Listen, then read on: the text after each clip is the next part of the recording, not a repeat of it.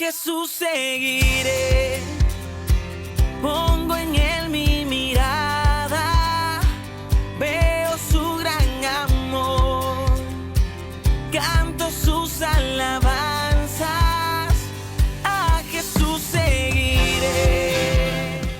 Hermanos, el Señor les bendiga, le damos gracias a Dios por estar en su casa y permitirnos, ¿verdad?, compartir juntos. Qué gozo, ¿verdad?, en nuestros corazones cuando podemos ver las cosas que Dios hace en nuestra vida, cuando podemos reunirnos y alabar al Señor y disfrutar juntos, ¿verdad?, de las cosas hermosas que Dios hace. Nos gozamos en ello y le damos gracias a Dios por todo, ¿verdad? Qué hermoso, ¿verdad?, cuando uno puede ver esas, y cuando uno las ha vivido, sobre todo cuando uno las ha vivido, esas experiencias. Uno se da cuenta cuán real es el Señor en nuestras vidas. Nuestra relación con Dios es más importante muchas veces de lo que nosotros mismos nos imaginamos. Cuán interesado está Dios en nuestras vidas, ¿verdad? Cuán interesado está Dios. El Señor sigue bajando a nuestra vida, ¿verdad?, a nuestro mundo. Y de vez en cuando nos da un toque. Cuando a veces no queremos oír a los pastores ni a los misioneros, el Señor a veces dice, oye, despierta, ¿verdad? Por eso es tan importante, hermanos, orar por los siervos de Dios. Orar, eso es bien importante. El apóstol Pablo constantemente le pedía a las iglesias que oraran por él. Y Pablo era Pablo. Es curioso que a pesar de ser un tremendo misionero como fue Pablo, al parecer no fue un gran orador. El mismo Pablo expresa sus dificultades muchas veces para comunicarse, ¿verdad?, a pesar de que era un hombre de mucho conocimiento. Porque la obra del Señor no consiste, ¿verdad?, en la habilidad humana, sino que si Dios te llamó, Él te va a usar, Él te llamó, ¿verdad? Miren, quiere que les diga algo. Esto es un poco una defensa a mi ministerio. Pero los mejores tiempos del pueblo de Israel fueron cuando decidieron obedecer al líder que Dios había llamado. Cuando se rebelaron contra el líder, el pueblo fue un fracaso. Porque cuando Dios elige a un hombre, escúchelo, los hombres que no tuvieron la gracia del Señor fueron aquellos que no quisieron seguir a Cristo. Y los que lo siguieron, aun cuando no lo entendían y siempre estuvieron totalmente de acuerdo con Él hasta que no resucitó. Pero lo siguieron y fueron bendecidos, ¿verdad? Obviamente uno se pregunta, ¿cuándo yo sé que el hombre es un hombre de Dios? Hay dos cosas que a mí me identifican a un hombre de Dios. Primero, una persona moralmente correcta. Y segundo, una persona doctrinalmente equilibrada. Esas dos cosas me identifican a mí a un hombre de Dios. Eso es importante. Dios nos bendice. Yo tengo dificultades, para mí me cuesta mucho trabajo. No soy un líder natural, a mí me cuesta trabajo. Y oro por los hermanos que tienen esa gracia. Cuando veo a hermano Yodani, a mi esposa, que son gente que las cosas les salen solas. Tienen facilidad, yo no la tengo. Y le doy gracias a Dios porque eso me ha hecho tener que orar mucho. Tengo que orar mucho por los mensajes que preparo y una exhortación a los que tienen el don natural. No se dejen guiar tampoco por el don natural porque a veces olvidan al Señor. Como les sale tan fácil las cosas. Entonces le dejo a Yodani el mensaje ese. Me preparo un mensaje. Cuando Dios te toca, despiértate. Qué tremendo, ¿verdad? Eso es bien, bien hermoso. Déjame decir algo a Jesús. El que propuso el libro fue el hermano Gera, no fui yo. Lo que pasa es que Gera me dijo, oye, ¿qué tú crees de este libro? Y ese libro está buenísimo. Yo lo leí cuando no había entrado todavía al seminario. Me lo prestó mi profesor, mi maestro de la escuela dominical. Y no lo olvido porque el libro está muy bueno. Así que le exhorto a los hombres. El libro se llama Hombría al Máximo. Lo vamos a estar compartiendo, lo va a estar compartiendo el pastor Jesús y Gera. Que están, sí, después vamos a hacer el anuncio, ¿no? Gera lo va a anunciar después en los anuncios, pero es un preámbulo. Así que les invito a los hombres y le doy gracias al Señor porque el Señor llevamos tiempo orando, ¿verdad? A veces hay decisiones que no son fáciles, pero pero el Señor nos va guiando y nos va llevando y estamos tratando, enfocando, ¿verdad?, nuestra iglesia hacia un trabajo con la familia, especialmente los matrimonios, ¿no? Qué importante. Yo creo que nuestra sociedad, gran parte de los conflictos que vive nuestra sociedad, están en torno a esas dos cosas, hombres y mujeres. Hemos perdido el enfoque de lo que la Biblia enseña acerca del hombre y de la mujer, los hombres y las mujeres de Dios, ¿verdad? Qué importante es retomar nosotros como cristianos y educar. Estamos trabajando en eso, ¿verdad? Los hombres, las mujeres de nuestra iglesia, estamos trabajando en equiparnos, ¿verdad? Y estamos trabajando en base a crear también un ministerio para matrimonios, cómo ayudar a los matrimonios a crecer en las cosas del Señor. Yo sigo creyendo que la base de una sociedad es el matrimonio, no es la familia. La familia nace del matrimonio. Si el matrimonio, hoy no se habla de matrimonio, hoy se habla de cómo construir una familia. Mire, la base de la familia, el matrimonio, es el hombre y la mujer. Si ellos están mal, porque hoy se habla incluso de padres, no, los padres pueden separados, pero la familia tiene que estar unida. ¿Cómo se puede unir una familia si los padres están separados?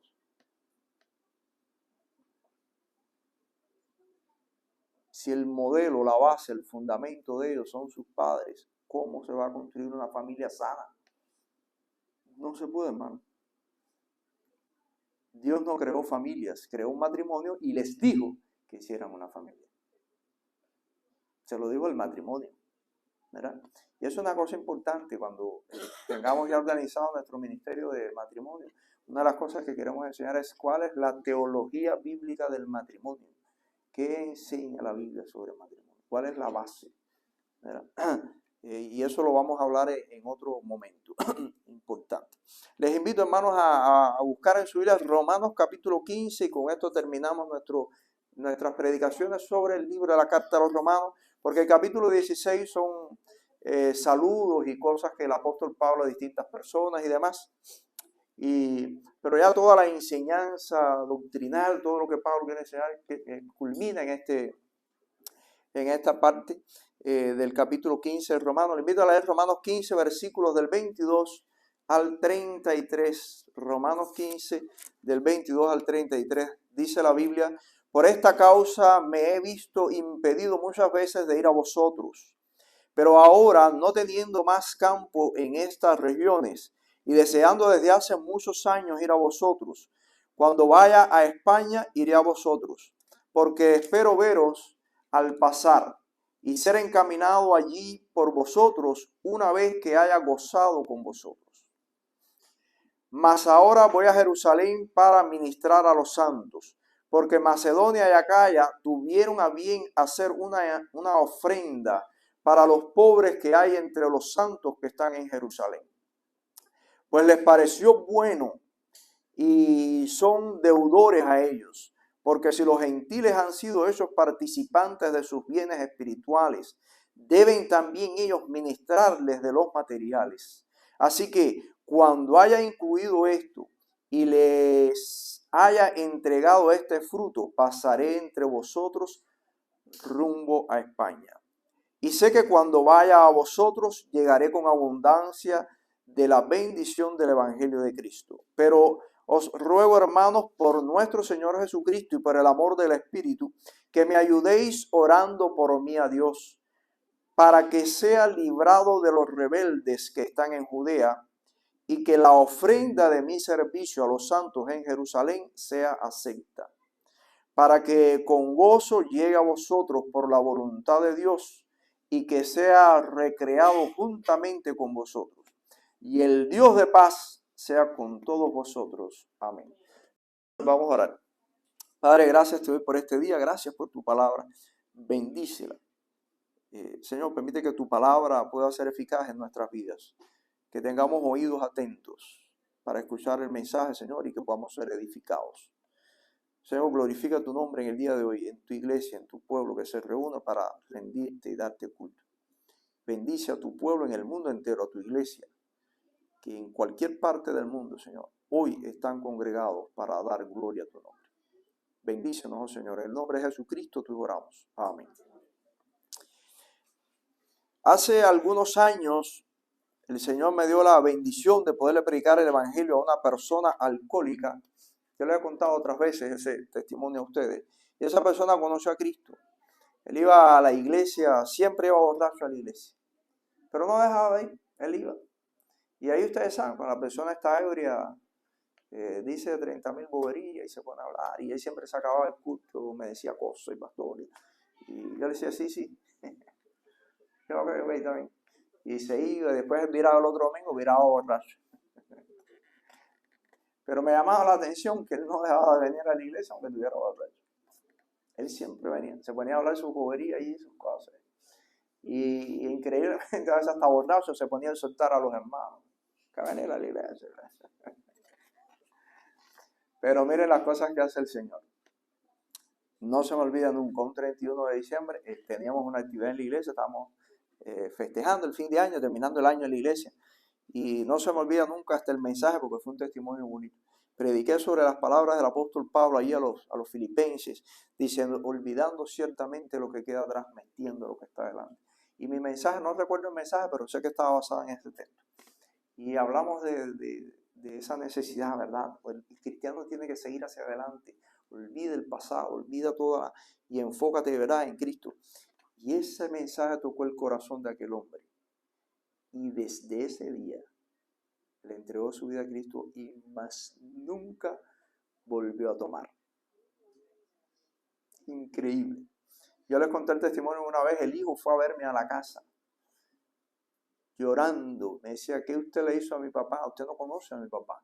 Usted no sabe quién es mi papá. ¿Qué le hizo que mi papá se transformó? Es otra persona, era otro. Y bueno, el Señor le tocó el corazón, lo cambió. Porque eso es solamente la gracia del Señor. Aquel hermano fue transformado de una manera tremenda. Pero lo que quiero resaltar de la vida de este hombre es que después que el Señor tocó su vida, él se iba al parque, porque todo el mundo lo conocía, todo el mundo en el pueblo sabía que él era el alcohólico más alcohólico que tenía el pueblo, era esa persona. Y después el Señor tocó su vida, que se volvió un evangelista y se paraba en los bancos del pueblo a predicarle el evangelio a todo el mundo. A sus amigos que tomaban con él, a todo el mundo, se volvió un misionero. Era un hombre pobre, ni siquiera trabajaba, un borracho, ¿dónde va a trabajar? ¿Quién le va a dar entrada? Él no tiene dinero. Pero él venía a la iglesia y cada vez que él venía a la iglesia, que recogíamos los diezmos y las ofrendas, él siempre echaba un peso. Y él me decía, yo no sé por qué los hermanos echan 20 kilos ni 15 kilos. Ustedes saben que en Cuba usábamos menudo, ¿no? Y eso era lo que la gente echaba muchas veces en las ofrendas. Y él decía, óigame, la verdad que la gente son ruines. Me decía él. Y un día se me apareció abajo un ciclón. Es decir, todavía el ciclón no había pasado, pero el tiempo estaba malo y había vientos fuertes y lluvia. Y me tocó en el templo, era un domingo, estaba pasando, habíamos suspendido las actividades de la iglesia porque estábamos debajo de un huracán. Y me apareció, ¿quién está tocando la puerta esta área? Cuando veo, se me aparece allá el hombre, ya está en la presencia del Señor. Se llamaba Librado. Y le digo, Librado, ¿qué tú haces aquí, hermano? Pastor, hoy no es domingo. Digo, sí, hermano, y no hay culto. No, hermano, usted no sabe que estamos bajo un huracán. Dice, sí, pastor, yo lo sé, pero ¿cómo la iglesia no va a abrir hoy para el culto? Le vamos a coger miedo al tiempo. Y traía su peso para echarlo en la ofrenda. Y el pastor, yo no entiendo eso, ¿cómo que la gente le va a coger miedo al... Yo trajo hasta mi ofrenda y todo, pastor, mira, aquí está mi peso. Y me impactó tanto que él y yo tuvimos que quedarnos ahí orando. Librado, vamos a orar, ya que viniste, usted y yo vamos a tener un pequeño culto aquí. Pero traía su peso, él siempre ponía. Él hacía sus negocios y vendía sus cositas para poder, pero él siempre traía su ofrenda al Señor. Qué tremendo testimonio, ¿verdad? Hermanos, he titulado la meditación de esta mañana, el termómetro espiritual de un creyente. Miren, hay muchas cosas en la Biblia que podemos encontrar que miden la vida espiritual de un creyente o que exhortan a un creyente a consagrarse al Señor, pero no hay nada, el mejor medidor de cómo está nuestra vida espiritual, miren, aunque no les guste, es el dinero. El dinero va a medir nuestra calidad de vida espiritual, cómo estamos. Nuestras posesiones van a decir cuánto realmente nosotros amamos al Señor o estamos dedicados a Él. Porque no hay nada que cueste más trabajo en la vida que soltar el dinero. ¿verdad? Eso es lo más complicado en nosotros, gastar. Pregúntele a un hombre cuando la mujer le dice, tengo que comprar tal cosa.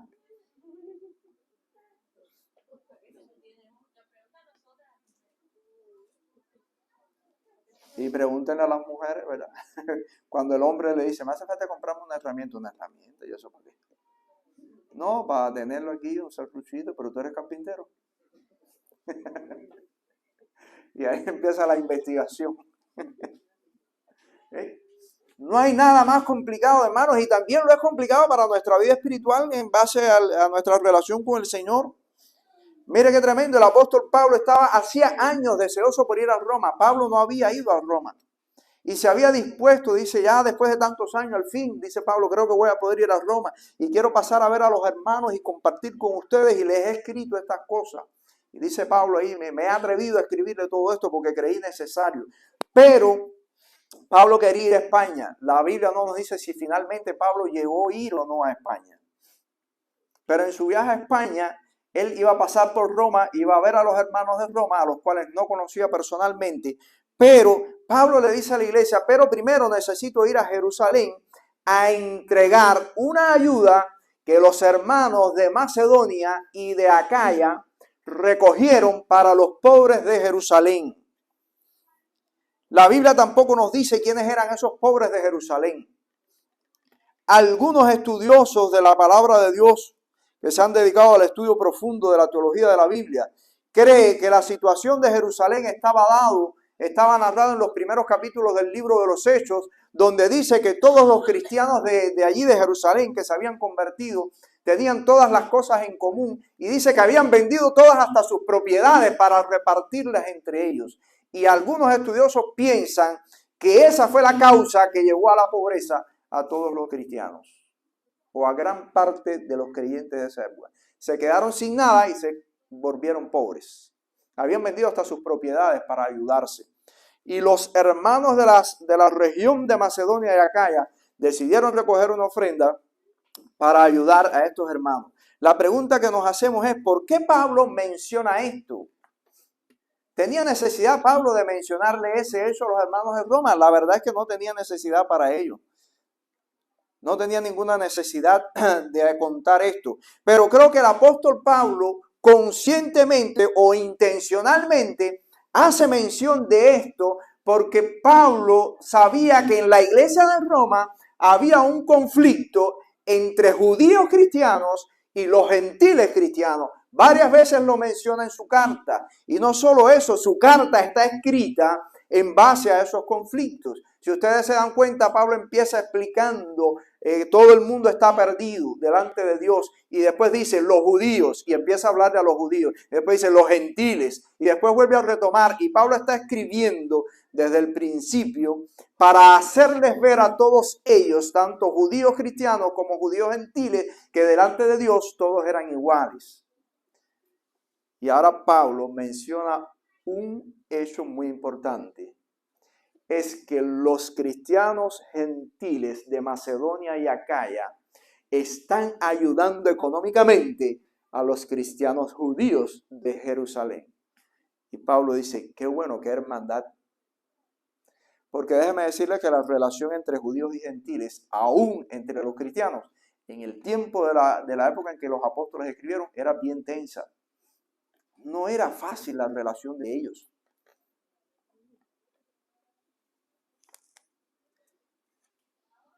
Y Pablo además le menciona a los gentiles de Roma que la ayuda que ellos le están ofreciendo era una deuda de los cristianos gentiles hacia los cristianos judíos.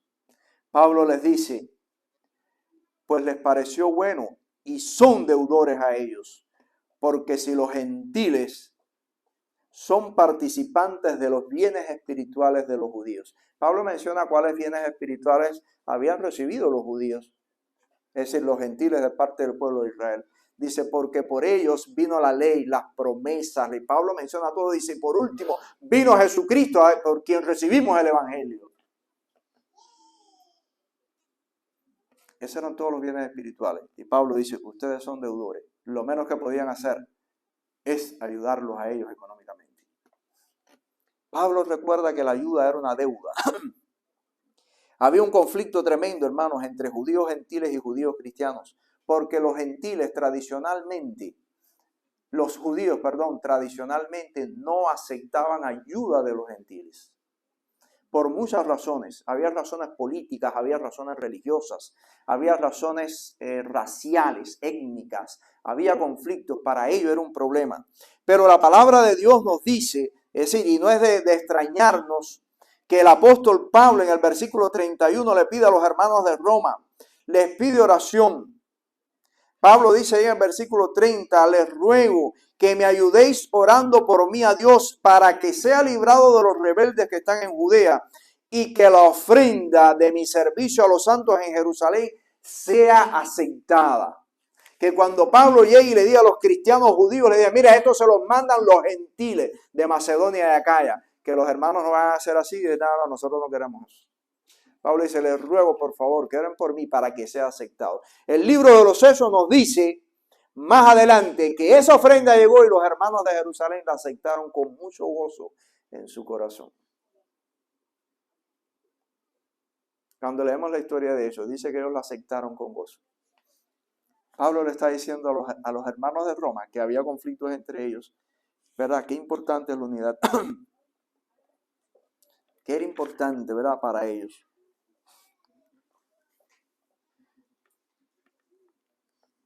¿Qué importancia tenía para los cristianos en el tiempo antiguo el uso de los diezmos y demás? Para los judíos los diezmos y las ofrendas eran parte vital de la vida espiritual de ellos, que les conectaba con su relación con Dios. Por eso se convirtió en el termómetro espiritual de sus vidas. La Biblia lo dice en varios pasajes. La primera vez que la palabra diezmos aparece en la Biblia aparece en Génesis 14:20.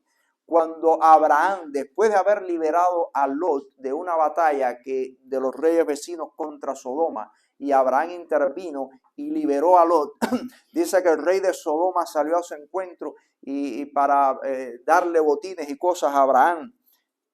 Y Abraham no aceptó nada del rey de Sodoma, dijo, solamente voy a coger para los que lucharon conmigo en la batalla. Pero dice que en aquel conflicto vino el sacerdote en aquel entonces de Jerusalén, rey de Salem, Melquisedec, dice la Biblia. Y dice que Abraham le dio los diezmos de todo. Y Melquisedec bendijo a Abraham. Esa es por primera vez en la Biblia aparece el uso de la palabra diezmos.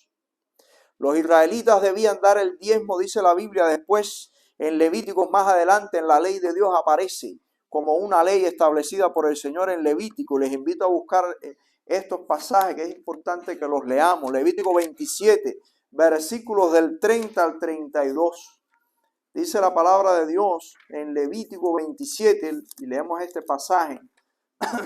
Levítico 27, del 30 al 32, dice la Biblia: y el diezmo de la tierra, así de la simiente de la tierra como del fruto de los árboles, de Jehová es cosa dedicada a Jehová. Y si alguno quisiera rescatar algo del diezmo, añadirá la quinta parte de su precio por ello. Y todo diezmo de vacas o de ovejas, todo lo que pasa bajo la vara, el diezmo será consagrado a Jehová. Dice la Biblia que todo lo que Israel tenía, cultivaba, y ellos tenían animales, siembra, todo. Dice que debían dar el diezmo. Debían dar los diezmos para ayudar a los sacerdotes en primer lugar. Dios había establecido que la tribu de Leví, la tribu sacerdotal, le dijo el Señor, no labrarán la tierra, no cultivarán, no criarán animales, nada. Las demás tribus los mantendrá, dice, porque ustedes son sacerdotes, ustedes se dedicarán al sacerdocio. Por lo tanto, todos los demás, los diezmos eran para ayudar a los sacerdotes económicamente, para ayudar a los levitas. Y a su vez, el levita tenía que sacar el diezmo de los diezmos, dice la Biblia. En Números capítulo 18, si buscamos en Números 18, dice la palabra, porque a los levitas he dado por heredad los diezmos de los hijos de Israel, que ofrecerán a Jehová en ofrenda, por lo cual les he dicho, entre los hijos de Israel no poseerán heredad. Y dice más abajo, así hablarás a los levitas y les dirás, cuando toméis de los hijos de Israel los diezmos que os he dado de ellos por vuestra heredad, vosotros presentaréis de ellos en ofrenda mecida a Jehová el diezmo de los diezmos. Lo que ellos recibían, ellos también tenían que sacar sus diezmos. El diezmo era también, es decir, el diezmo era la 10ª parte de todo lo que ellos ganaban. La 10ª parte, si usted gana 10 pesos, es 1 peso. Si gana 100, 10. Eso es el diezmo. Ese era el diezmo de Israel. El diezmo era también para ayudar a los necesitados. Tenía como fin eso. Deuteronomio capítulo 26, versículo 12.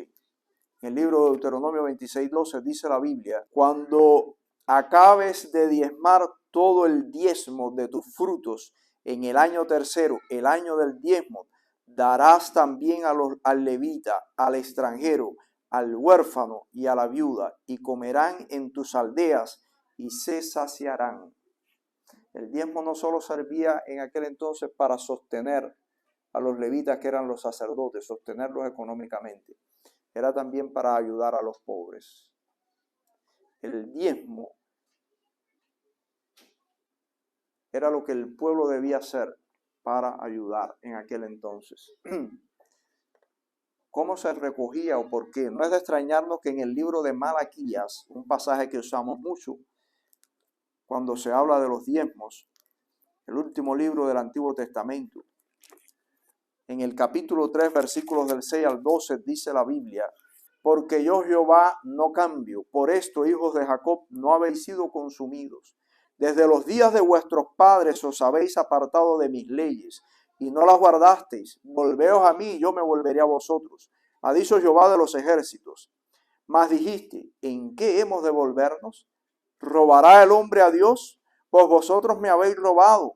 Y dijisteis, ¿en qué te hemos robado? En vuestros diezmos y ofrendas. Malditos sois con maldición, porque vosotros, la nación toda, me habéis robado. Traed todos los diezmos al alfolí y hay alimento en mi casa, y probadme ahora en esto, dice Jehová de los ejércitos. Si no, os abriré las ventanas de los cielos y derramaré sobre vosotros bendición hasta que sobreabunde. Reprenderé también por vosotros al devorador, y no os destruirá el fruto de la tierra, ni vuestra vid en el campo será estéril, dice Jehová de los ejércitos. Y todas las naciones os dirán bienaventurados, porque seréis tierra deseable, dice Jehová de los ejércitos. Dios esperaba, hermanos, que su pueblo mantuviera sus sacerdotes para que estos pudieran ejercer el ministerio sin estorbo. Dios esperaba que el pueblo de Israel mantuviera a sus sacerdotes para que pudieran ejercer el ministerio sin estorbo. En el número 18, versículo 31, dice la Biblia, y lo comeréis en cualquier lugar vosotros y vuestra familia, pues es vuestra remuneración por vuestro ministerio en el tabernáculo de reunión.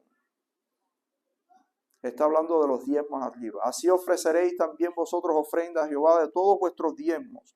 Y más abajo dice los sacerdotes, ustedes lo comerán y lo tomarán, dice, porque es vuestra remuneración por vuestro trabajo en el ministerio. Esa era parte fundamental para ellos. El Señor les recuerda a Israel, miren, estamos viviendo en tiempos difíciles y el pueblo de Israel también lo vivió. Pero el medidor de la vida espiritual del pueblo de Dios estaba en qué era lo que ofrecían. Ninguna circunstancia adversa que nosotros podamos vivir puede limitar nuestra vida espiritual.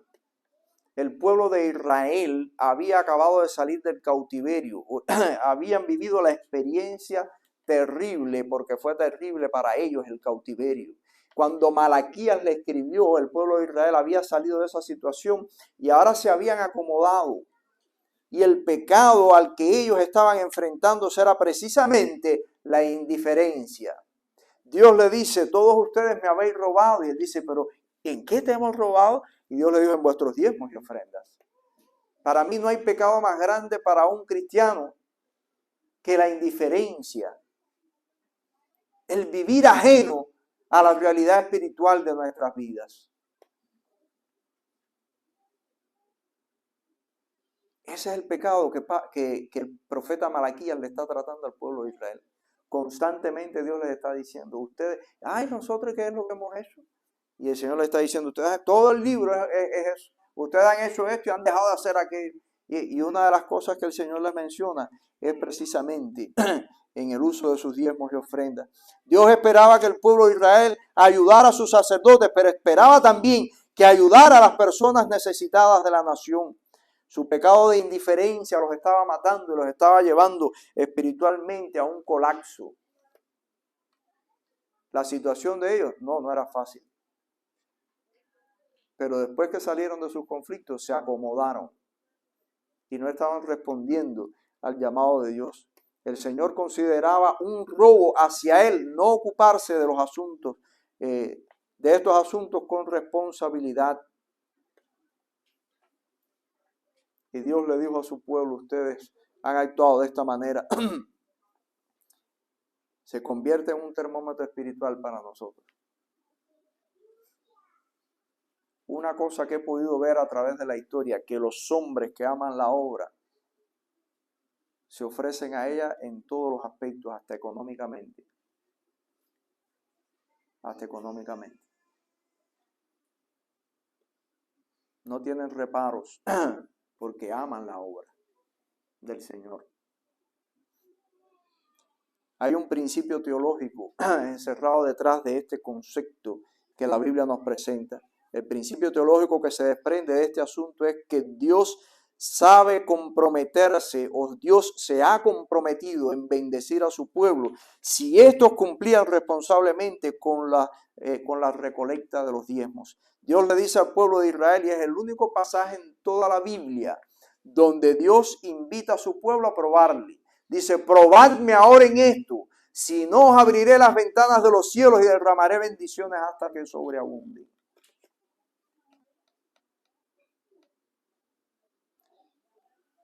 Dice el Señor, traer todos los diezmos a la alfolía. La alfolía eran almacenes que habían en el templo de Israel en la antigüedad. Y allí el pueblo de Israel debía guardar en los almacenes alimento, comida, de todo, incluso hasta dinero. Porque Dios le dice al pueblo de Israel, si alguno vive lejos y no puede venir y traer las ofrendas, porque le es muy lejos, véndala y el dinero con que usted vendió, tráigalo. Porque no era fácil viajar con animales, ni cargas de alimentos, ni de cosas, en viajes que se hacían tan largos, para guardarlos en el alfolí, que eran almacenes que habían en el templo, para guardar allí. Para sustentar, dice el Señor, a los pobres, a las viudas, porque en Israel no podía haber pobres. Y para sustentar el ministerio de los sacerdotes que se habían dedicado a tiempo completo a hacer la obra. El liderazgo en sentido general de todos los levitas. Ese es el principio. Dios dice, los bendeciré si ustedes cumplen, ¿verdad? Era una bendición. ¿Qué aprendemos de estos pasajes de las Escrituras? ¿Qué nos enseñan a nosotros hoy en nuestros tiempos? ¿Cómo lo podemos aplicar a nuestras vidas en nuestros tiempos hoy, que no somos la nación de Israel, que no cultivamos tierra, que no tenemos, nuestras ganancias son económicas, son de dinero, ¿verdad? Dice la palabra del Señor en la carta a los Filipenses 4, versículos del 10 al 16, dice el apóstol Pablo, en gran manera me gocé en el Señor, de que ya al fin habéis revivido vuestro cuidado de mí, de lo cual también estabais solícitos, pero os faltaba la oportunidad. No lo digo porque tenga escasez, pues he aprendido a contentarme cualquiera que sea mi situación. Sé vivir humildemente y sé tener abundancia. En todo y por todo estoy enseñado, así para estar saciado como para tener hambre, así para tener abundancia como para padecer necesidad. Todo lo puedo en Cristo que me fortalece. Sin embargo, bien hicisteis en participar conmigo en mi tribulación. Sabéis también vosotros, oh Filipenses, que al principio de la predicación del Evangelio, cuando partí de Macedonia, ninguna iglesia participó conmigo en razón de dar y recibir, sino vosotros solos. Pues aún en Tesalónica me enviaste una y otra vez para mis necesidades. Dice el apóstol Pablo, al fin habéis revivido vuestro cuidado de mí. Pablo llevaba tiempo esperando para que la iglesia reaccionara. Dice, al fin, hermanos míos, se despertaron. Esa palabrita está ahí, no está por gusto ahí, ¿verdad? Dice Pablo, al fin, tenía tremenda gana el pobre Pablo de él. Dice Pablo, no lo digo porque tenga necesidad. Dice, he aprendido a contentarme cualquiera que sea mi situación. Sé vivir humildemente y sé vivir en abundancia. Mira, hay cristianos que no saben vivir en abundancia. Oramos al Señor para que nos dé abundancia. Señor, dame esto, dame. Mejora mi economía, súbeme el salario, mejora mi trabajo, cámbiame cuando el Señor no lo da. Pablo dice, he aprendido a vivir cualquiera que sea mi situación. Cuando Pablo dice, todo lo puedo en Cristo que me fortalece, es porque Pablo había aprendido a vivir en la pobreza y también en la riqueza. Pablo dice, sé vivir humildemente y sé vivir en la abundancia, porque todo lo puedo en Cristo que me fortalece. Hay cristianos que cuando prosperan se desenfocan de Cristo. Pero necesitamos a veces el poder de Cristo para no desenfocarnos. Porque la abundancia muchas veces nos desvía. La pobreza a veces nos acerca o nos aleja, pero la abundancia también. Nos pasamos la vida anhelando que el Señor nos prospere, pero ¿sabemos vivir en la abundancia si el Señor nos prosperara? Miren, la única justificación bíblica que yo encuentro para que un cristiano o un hijo de Dios viva en la riqueza es para que Dios se lo da, para que lo comparta con otros, para que ayude a los necesitados. Es la única justificación que encuentro en la Biblia. Cuando Dios bendice a alguien económicamente. Pablo le dice a los filipenses, al fin habéis revivido vuestro cuidado de mí. Y Pablo menciona algo tristemente, dice, ninguna iglesia participó conmigo. Solamente los de Macedonia y ustedes filipenses. ¿Verdad? Es un privilegio para la iglesia y una gran responsabilidad apoyar económicamente a los que hacen la obra. El texto dice el apóstol Pablo en el verso 10, al fin reviviste. Y en el versículo 14, sin embargo, bien hiciste. Pablo dice, no tengo necesidad, si no me lo dan, no importa, pero bien hiciste en haberlo hecho. Dice el apóstol Pablo. ¿Qué podemos hacer? Podemos dar para apoyar a la obra. Y apoyar en la obra debe hacerse con satisfacción, no con pesar.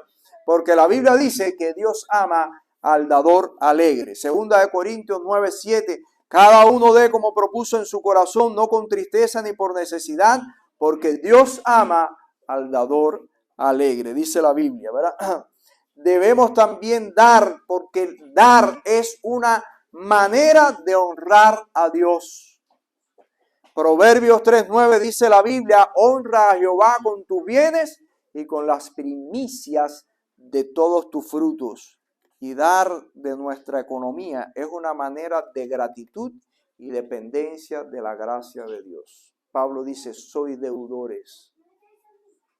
Y dice el pasaje del Antiguo Testamento que leímos, porque de Jehová es todo. De Jehová es todo. Por eso les digo, el termómetro espiritual de nuestra vida está en nuestra economía. Porque cuando nosotros soltamos, estamos primero reconociendo que todo lo que Dios me ha dado, si todo lo que tengo, Dios me lo ha dado. Y segundo lugar, yo creo que Dios permitió el diezmo, lo puso como una ley para que aprendiésemos a depender de Dios y no poner nuestra confianza en nuestra economía, en nuestros recursos económicos.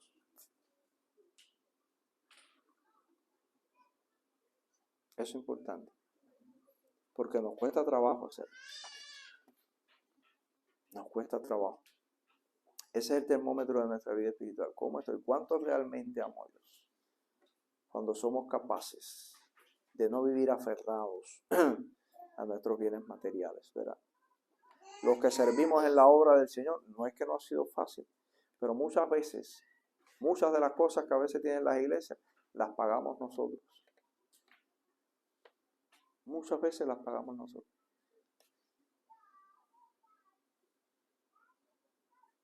Muchas de las cosas que nuestra iglesia tiene las pagamos nosotros.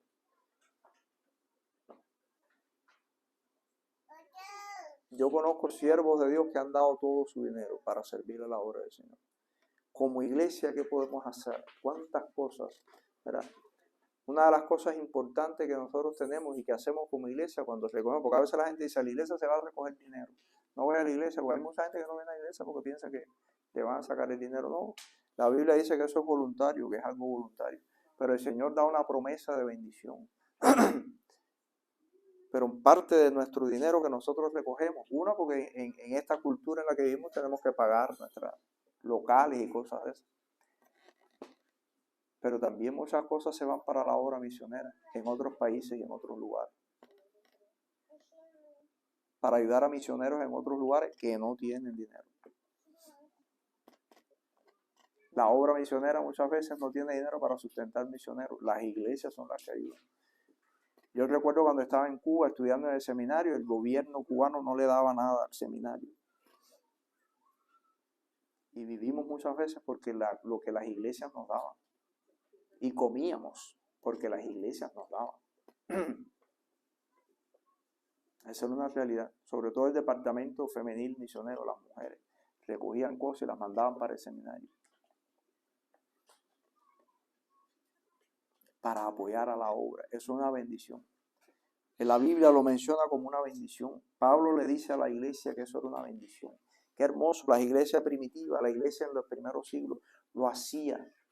Eso es una bendición, ¿verdad? Que esté en nuestras manos. El poder hacerlo es poder colaborar con la obra del Señor. Hay miles de cosas necesitadas en nuestra obra, ¿verdad? Y nosotros lo hacemos. Al final de cada año nuestra iglesia.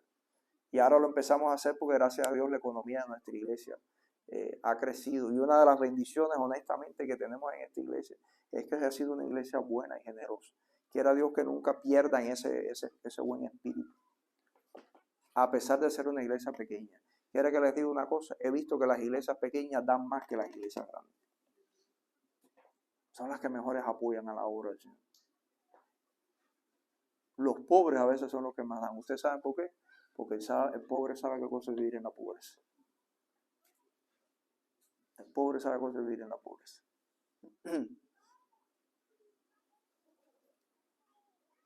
Nosotros hemos estado ayudando, ¿verdad?, a hermanos misioneros en otros lugares. A veces hemos tenido que decirle, ahora no puedo, no tenemos ahora para mandar. Pero a veces sí.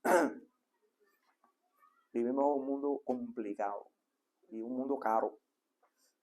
Pero no podemos perder la perspectiva, ¿verdad?, nosotros como iglesia, de poder servir y ayudar, ¿verdad?, en la obra misionera. Hay mucha gente necesitada. Otra de las cosas que la obra hace es que todos los años, la Convención Bautista, y me imagino que otras convenciones también lo hagan, ¿no?, pero la que yo conozco, recogen en otras iglesias aquí se hace, que es para ayudar a los niños en la Navidad y demás, y lo mandan para países a niños que no tienen nada. Eso es el fruto también de nuestro trabajo, lo que nosotros hacemos, ¿verdad? No perdamos nunca, hermanos míos, la perspectiva de aprender a dar para la obra del Señor. Eso muestra cuánto amamos, cuánto servimos, ¿verdad? Cuánto amamos y cuánto servimos. Tristemente, a veces nos hemos tenido que enfrentar y lidiar con estos conflictos muchas veces dentro de nuestras congregaciones. Una vez una persona me dijo, en una iglesia donde estuve pastoreando, que no me podían pagar, pero les estuve ayudando, me daban una ofrenda, una ayuda. Y una persona osó decirme, pastor, pero nosotros le estamos pagando tantos pesos la hora. Y era así, mire qué interesante. ¿Cuánto la hora? Tanto, mire qué bien. ¿Me paga usted tanto la hora? Oh, ¿a qué hora empiezo a trabajar con usted? ¿A qué hora entro? ¿A las 8 o a las 9? Voy para la oficina de la iglesia. Pastor, ¿por qué usted me dice eso? Dígame a qué hora le entro a trabajar. ¿Y a qué hora me voy? ¿A las 4 o a las 5? Pastor, usted me dice eso. Porque usted me está poniendo un salario, me está diciendo que usted no me está ayudando a nada, usted me está dando una ayuda nada más que para echarle gasolina al carro. Y yo la acepté, pastorado. Es una persona conflictiva, pero que estaba como queriéndome. Le dije, después de las 5 de la tarde le voy a cobrar overtime en la iglesia. Así que nadie me llame después de las 5 de la tarde. Si me llaman, le voy a pasar a usted. Mire, hermano, me llamaron después, estuve 1 hora o 2 horas atendiendo a una persona. Mi overtime lo quiero. Hermano, no seas ridícula. La obra del Señor no funciona así. Nosotros trabajamos 24 horas. Si usted me llama de madrugada me levanto a trabajar. Eso nadie lo hace y a veces la gente no considera. A veces la gente dice, los pastores no hacen nada. ¿Y por qué a los psicólogos usted va y le paga la consulta? Si el psicólogo tampoco hace nada. Lo único que hace es estudiar para atender gente. A veces perdemos la conciencia de lo que estamos hablando y de lo que hacemos, nuestra conducta. Qué tremendo, ¿verdad? No pagamos nunca lo que hacemos por la obra del Señor. Nunca lo vamos a pagar. Porque Cristo pagó el precio máximo. Y nos pide a nosotros. En el Antiguo Testamento el diezmo era el 10%. Hay teólogos que dicen que es el 23%. Yo todavía no he sacado esa cuenta. Hasta que yo no la saque, eso en cuanto a las ganancias monetarias. En el tiempo era un día a la semana. En el año, cada 6 años, el pueblo de Israel tenía que descansar 1 año. Ese era el diezmo del dinero de la semana. De la semana, 7 días, 1 día de descanso. Era su diezmo del tiempo. En el año, cada 6 años, tenían que dar 1 año de descanso. Descansaba la tierra, descansaba todo, 1 año. En el Nuevo Testamento, no se enfatiza el uso del diezmo, porque en el Nuevo Testamento se pide todo. No hay diezmo. Dice la Biblia, porque por precio fuisteis comprado, nada es vuestro. Así que nuestras ganancias, nuestro tiempo y nuestra vida, todo le pertenece a Jesucristo. En el Nuevo Testamento no es el 10%, es todo, le pertenece. Cuando nos negamos, nos estamos negando a darle al Señor. Cuando nos negamos a venir a la iglesia, le estamos negando nuestro tiempo al que nos regaló el tiempo. Cuando negamos nuestras ganancias para la obra del Señor, le estamos negando al Señor que le demos lo que Él nos dio. Y cuando nos negamos a entregar nuestra vida para el servicio a la obra del Señor, le estamos negando nuestra vida al Señor, que dio la suya por nosotros. Nada nos pertenece en el Nuevo Testamento. Por eso en el Nuevo Testamento no se hace uso del diezmo, sino de la ofrenda. Que ofrendemos nuestra vida. Pablo decía, aún con todo lo que sufrió con las iglesias y lo que pasó con las iglesias, dice Pablo, pero si tengo que entregarme a mí mismo, me pongo a mí mismo sobre el altar otra vez. En sacrificio a la obra del Señor. Pablo se entregaba a sí mismo, todo Dios me lo dio, todo lo pongo. Ese es el termómetro de nuestra vida espiritual. Pero tristemente a veces no entendemos que mientras más nos damos, más el Señor nos bendice. Mientras más nos damos, más el Señor nos bendice a nosotros. Usted no tiene que hacer bombo y platillo así. Yo digo, no, pero entregue su vida al Señor. Que hay gente que nunca se lo va a agradecer, no se lo van a agradecer. Usted no lo va a hacer porque la gente se lo va a agradecer ni se lo va a aplaudir. No. Hágalo porque el Señor se lo ha dado todo a usted. El Señor lo va a bendecir. Entréguele su vida al Señor. Y me atrevo a decir que muchos de nuestros problemas que tenemos van a desaparecer. No es por eso, no nos entregamos para que el Señor haga desaparecer nuestros problemas. Pero el Señor es fiel y bendice. El Señor es fiel y bendice, ¿verdad? Y lo hemos vivido en nuestra vida diaria. Lo vivimos. El Señor nos bendice. Entrégale tu vida al Señor Jesús. Entrégale todo, Señor. Todo es tuyo. No tenga miedo darse al Señor. Los hombres que han dado su vida al Señor lo han recibido todo del Señor. Han sido bendecidos. Una de las vidas que más me impresiona a mí en el mundo cristiano de los misioneros fue la vida de este misionero que fue al África, el corazón del África. David, ¿cómo se llamaba? Hace un el nombre. El misionero este que fue al África. David Livingstone. David Livingstone. Livingstone un día estaba sentado, jovencito, era un muchacho en la iglesia, y el pastor estaba predicando. Y terminó de predicar, y cuando los diáconos pasaron recogiendo los diezmos y las ofrendas, Livingstone era un muchachito y escribió un papelito y lo metió dentro del platillo de las ofrendas. Cuando los diáconos se acabó el culto y contaron las ofrendas de la iglesia para recoger la ofrenda y todo aquello, vieron un papelito, vieron el papelito de Livingstone escrito ahí, y lo abrieron y lo leyeron, y el papel decía: no tengo nada que ofrecer, por lo tanto me ofrezco a mí mismo. Y David Livingstone se convirtió en uno de los misioneros más grandes que ha tenido la historia del cristianismo moderno.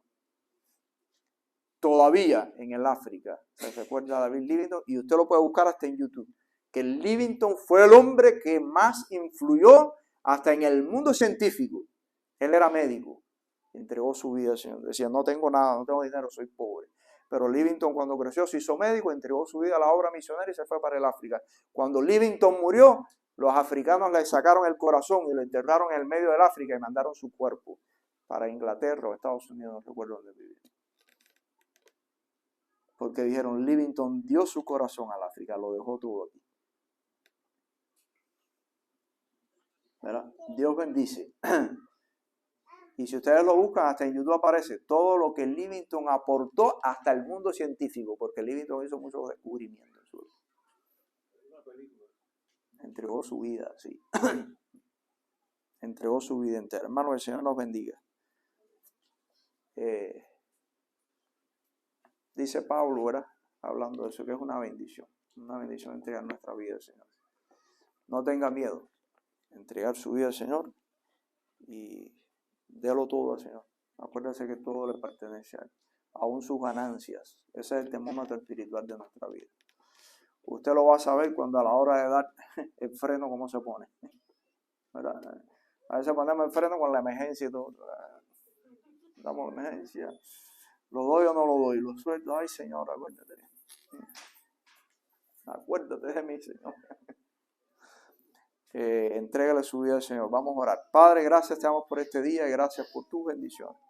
Gracias porque tú nos has bendecido, nos has enriquecido, Señor, con muchas cosas, hasta en lo material. A veces creemos que somos pobres, pero hemos sido bendecidos, Señor. Bendice a tu iglesia y bendice a cada hermano, Señor, cada corazón que está aquí en esta mañana. Cada hermano que puede estar en una lucha en su vida, que puede estar pasando por momentos espirituales difíciles o puede estar pasando por situaciones económicas difíciles, situaciones migratorias, pruebas y luchas en su vida, Señor, ayúdales a vencer en medio de sus conflictos. Y que nunca pierdan el enfoque en ti, Señor, porque tú eres nuestro Salvador. No solo nos libraste del pecado, sino que sigues librando nuestras batallas en medio de las pruebas y de los conflictos de la vida. Bendice a tu iglesia, Señor, y bendice nuestras vidas en esta hora. En el nombre de Jesucristo te oramos. Amén. A Jesús seguiré, pongo en él mi